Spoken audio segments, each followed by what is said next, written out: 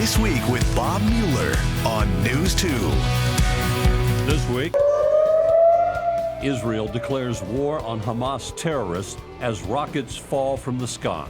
We are focused on supporting Israel. I'm just horrified. Tennessee senators and congressional delegation members stand firmly behind Israel. Tennessee certainly supports and stands with Israel and will. Governor Bill Lee adds his voice in support of Israel. We actually have folks from Nashville who are serving in the IDF now. The daughter of actually a close friend of mine is in a tank in the south of the country right now. How is the war in Israel impacting the Tennessee Jewish community? You will hear from the Jewish Federation of Greater Nashville. With mathematics, it's building.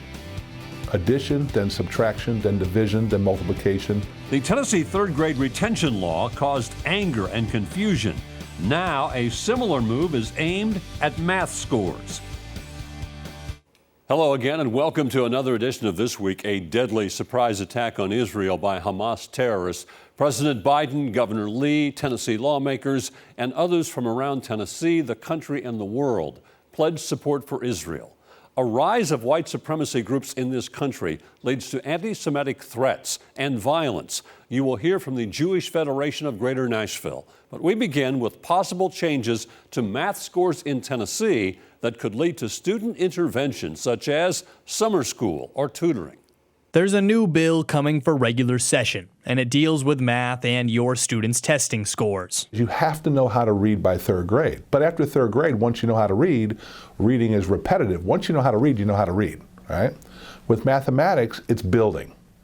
Addition, then subtraction, then division, then multiplication. It would look very similar to the third grade retention law implemented for reading last year, but retaining students wouldn't be a possibility.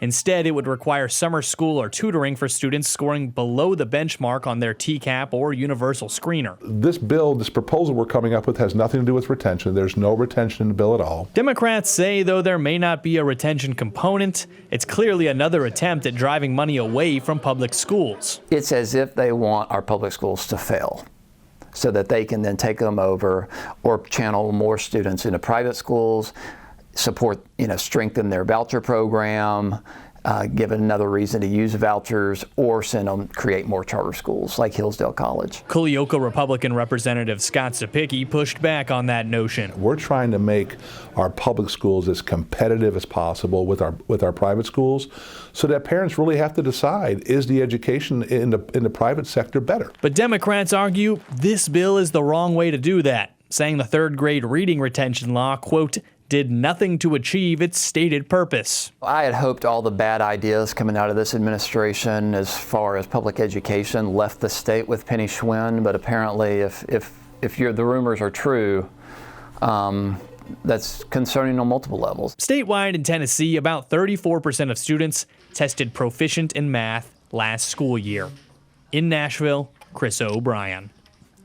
LGBTQ people living in Murfreesboro are suing the city, saying their constitutional rights are being violated by the city's new decency ordinance. Here's News 2's Adam Mintzer. When the city of Murfreesboro passed a, quote, decency ordinance, the LGBTQ community felt the city was coming for them and their pride celebration. Well, it has a chilling effect because no one knows precisely how it would be enforced. The ordinance, approved in June, is meant to, quote, promote public decency, maintain family-friendly environments in public places, and protect against harm to minors. It also bars persons who engage in prohibited conduct from sponsoring events on a public space. In June, I asked the mayor if this means police could arrest people under this law. I don't think you're going to have police that are going down the street that are like looking on determining what they think is indecent behavior. But I think But they could under this, right? Well, I think on city property, yeah. Now the ACLU and the Tennessee Equality Project are suing the city, the mayor, the police chief, and some council members, saying the ordinance targets the LGBT community and is an infringement on constitutional rights, including free speech. And when your rights are not being honored, and you've exhausted other avenues for relief, this is another avenue that is available. And the lawsuit says the ordinance hasn't just targeted pride events, but also removed LGBTQ books from public library shelves. This is a new moment in restrictions. The Tennessee Equality Project wants the court to find this ordinance unconstitutional and to stop the city from denying them special permits. In Murfreesboro, Adam Mintzer, News 2. Governor Bill Lee this week celebrated the extension of a men's post-incarceration rehabilitation program and was questioned about supporting voting rights being restored for felons who have served their sentence. State Capitol reporter Chris O'Brien explores the issue and the numbers. In addition to having one of the most difficult systems for people who are formerly incarcerated to restore their voting rights, Tennessee also consistently ranks near the bottom across the country when it comes to voter turnout. In 2020, Tennessee was 44th in voter turnout percentage. In 2016, it was 48th. In fact, going all the way back to 1972, the state has never been higher than 35th. Critics credit the low numbers to a voter registration system that's confusing and difficult to navigate, and that includes those formerly incarcerated. People who have been through the system tell me yesterday they'd like to see the restrictions loosened, but the governor put it in the hands of other lawmakers. The changes that I made, my moral, the way I think and who I am, my whole character, there should be no reason why I shouldn't be able to vote. We'll see if that change comes. I think there's a lot of change that's occurred in this state, and it will ultimately be up to the General Assembly, that decision, but we have made significant changes in what happens to men coming out of prison, and we'll keep looking at opportunities to do so. And to see just how difficult it is to get your voting rights restored after a felony, you can visit our website at WKRN.com. In Nashville, Chris O'Brien, News 2. Now to our This Week cover story, the war in Israel and its impact around the world and in Tennessee.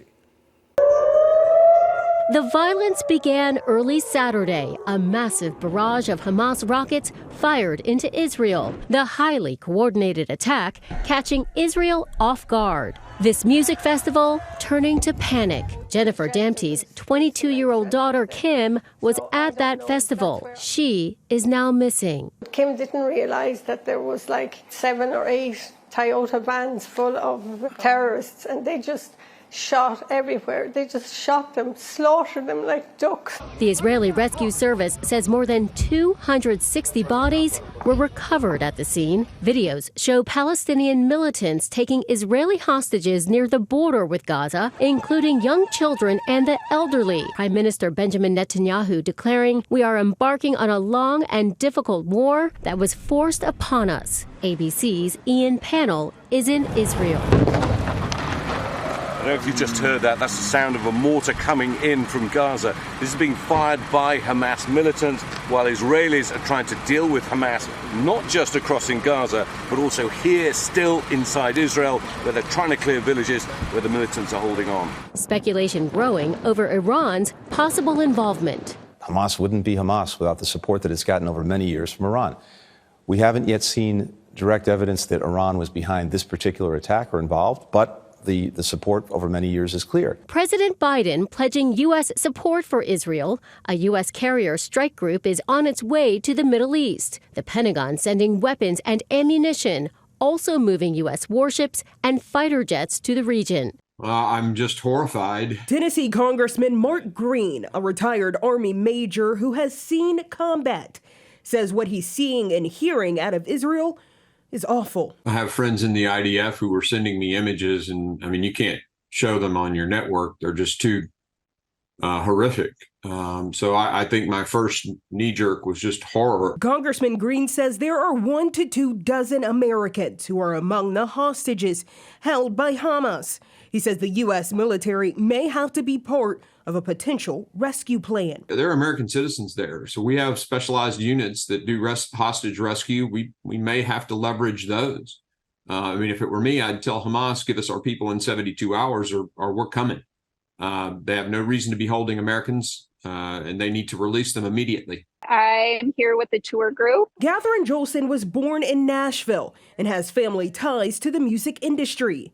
She's currently in Israel on a trip that was delayed by COVID. Yesterday, the sirens went off for an attack, and luckily the Iron Dome thwarted it. We had to take cover, and we could hear shrieks from the other side of the mountain, and we took cover, and it was very eye-opening to be in a war zone area.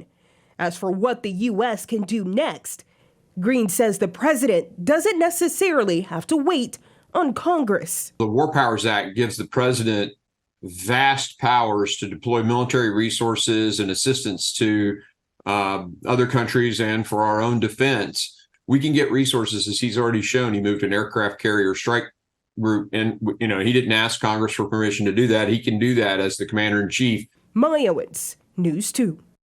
Stay with us. This Week continues in a moment.